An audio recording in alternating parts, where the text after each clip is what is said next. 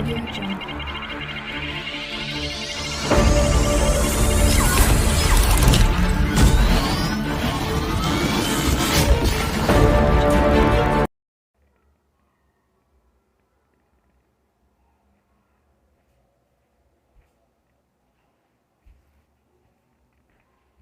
Hello everyone.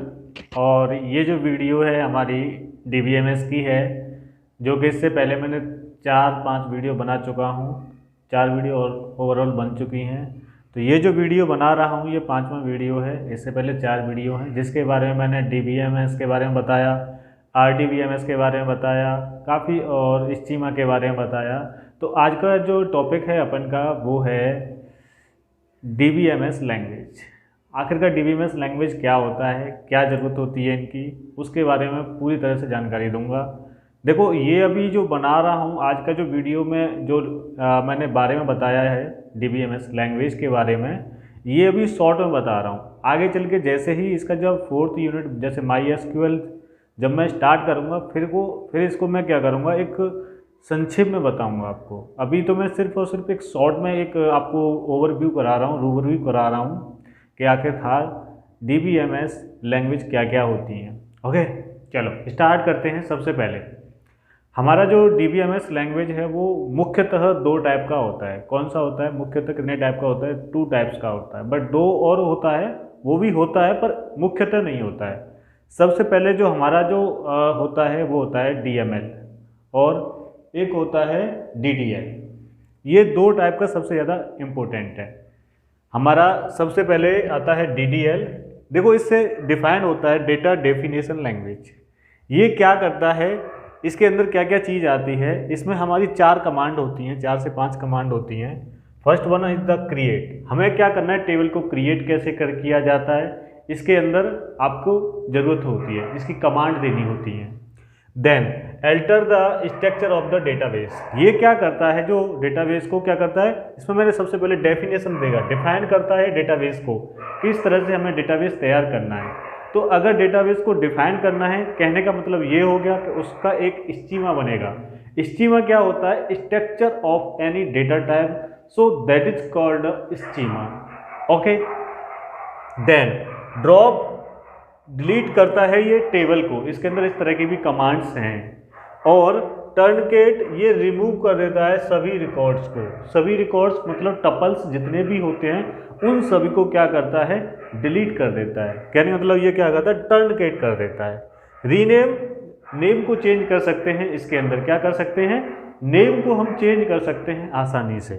Okay, अब देखो हमारा जो सेकेंड टॉपिक है DML, इसका जो पूरा नाम है data manipulation language. Data manipulation language मतलब ये क्या करता है, मैनिपुलेट करता है चीज़ों को, क्या करता है, अपडेट करता है, और इंसर्ट कर सकता है, और डिलीट कर सकता है, और सेलेक्ट भी कर सकता है। ये इसकी क्या है, कमांड्स हैं। क्या हैं ये? कमांड्स। तो कहने का मतलब ये क्या करता है, मैनिपुलेट, मतलब उन चीज़ों को, इसी को कहते हैं क्वेरी। इसी के अंदर जितनी हमारी क्वेरी चलती हैं वो सब इसी के यहीं अंदर आ जाती हैं। किसके अंदर आती हैं?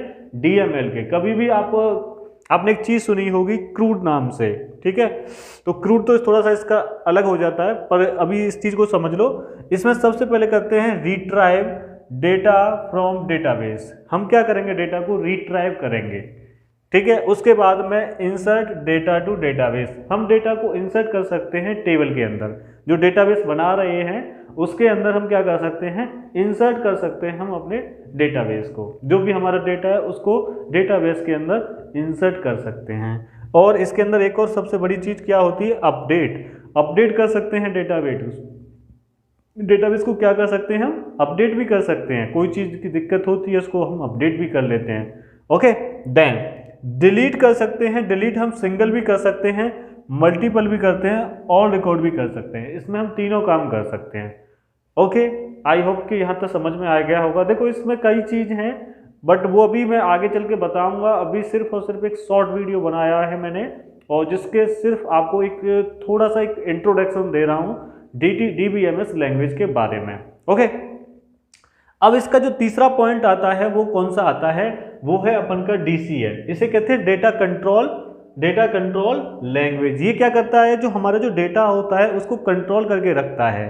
कहने का मतलब ये जो ग्रांट है, सॉरी यहाँ पे थोड़ा सा मिस्टेक हो गया, GRANT, ओके। तो यहाँ पे ये जो ग्रांट है हमें क्या करना है, ये कंट्रोल करके रखता है। कहते हैं ना कि आपके घर में माँ बाप रहते हैं तो वो आपको कंट्रोल करते हैं, आपको देखो वो क्या करते हैं, प्रिविलेजेस करते हैं। कहने का मतलब वो कहते हैं कि तुम्हें जाना चाहिए कि नहीं जाना चाहिए। तो पहले क्या है, आपको घर से क्या करनी होती है, परमिशन लेनी होती है, ग्रांट लेनी होती है। आप आसानी से समझ सकते हो, आप जब कहीं घर से जब छोटे होते हो तो घर से माँ बाप से पूछ के जाते हैं क्या हम टूर वगैरह पर चले जाएं, तो आपको क्या करना होता है, सबसे पहले परमिशन लेनी होती है। देखो आप एक दैनिक जीवन से अगर आप इन चीज़ों को समझने लग गए ना तो आपको बहुत आसान हो जाएगी हर सब्जेक्ट पढ़ना। ऐसा नहीं है DBMS को पढ़ना आप दैनिक जीवन से क्यों जोड़ रहे हो, तो इसका एक बहुत अच्छा चीज़ है। देखो अब मैंने इसको देखो एक ही शब्द में समझा दिया। आप कहीं बाहर जाने वाले हो तो आपको सबसे पहले क्या करना होता है, परमिशन लेनी होती है अपने माँ बाप से। तो बस इसके अंदर हमें सबसे पहले के DCL कंट्रोल से थोड़ा सा समझ जाओ, कंट्रोल कोई करने वाला है, हमारे ऊपर कोई है।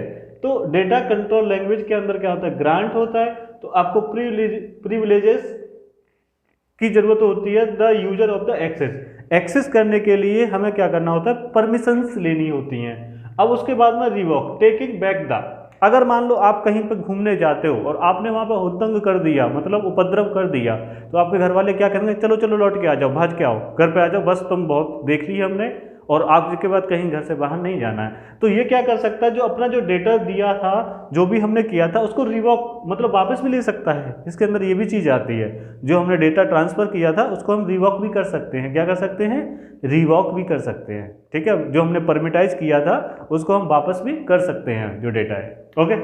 अब उसके बाद में आता है TCL, transaction control language, transaction control language. इसमें क्या होता है, कमिट होता है, save the transaction the database. जो भी आपने ट्रांजैक्शन किया है, जो भी आपने ट्रांसफर किया है, तो उस चीज को क्या करता है, ये कमिट कर देता है। क्या करता है, कमिट कर देता है। आपने ये चीज ट्रांसफर की है, ये बताता रहता है आपको। जैसे आपको ट्रांजैक्शन कुछ भी किया आपने तो ये तुरंत बता देगा आपने ये चीज क्या किया है, कमिट किया है। अब बात करते हैं रोल बैक। रोल बैक की कब जरूरत पड़ती है, जैसे हम काफी समय से एक किसी मतलब डेटाबेस पे काम कर रहे हैं, लगातार काम कर रहे हैं और हमें नहीं बताया, हमने कोई भी चीज है क्या किया, वो ट्रांजैक्शन की, बट हमें ये नहीं पता है कब की, तो ये तो इसके अंदर निकल जाता है। बट अभी मैंने कोई चीज अभी रिसेंट में भेज दी, रिसेंट मतलब इंस्टेंस अभी ही कुछ टाइम पहले ही भेजी है, तो ये रोल बैक क्या करता है, अनडू रिसेंट ट्रांजैक्शन बता देता है।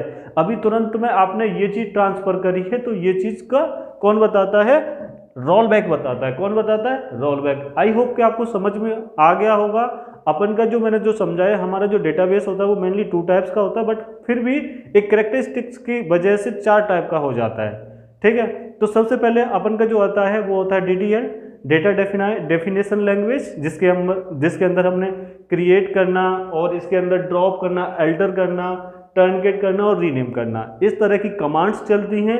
देन उसके बाद में मैंने बताया DML में डेटा मैनिपुलेट लैंग्वेज। मैनिपुलेट मतलब किसी चीज़ को आप तितर बितर कुछ भी कर सकते हो, चेंज कर सकते हो। तो उसके अंदर सबसे पहले आप सेलेक्ट करना होता है, कौन कौन सी कमांड्स आती हैं, सेलेक्ट आती है, एक इंसर्ट हो गया, एक अपडेट हो गया और एक डिलीट हो गया। 4 कमांड इसके अंदर आती हैं। देन उसके बाद में मैंने बताया कि आपको डेटा कंट्रोल लैंग्वेज, डेटा जो हमें कोई कंट्रोल कर सके, सबसे पहले आपको ग्रांट लेनी होती है, उसके बाद में आपको क्या करना होता है, रिवॉक करना होता है, मतलब वापस आ जा, कोई चीज़ की ज़रूरत नहीं है आपको।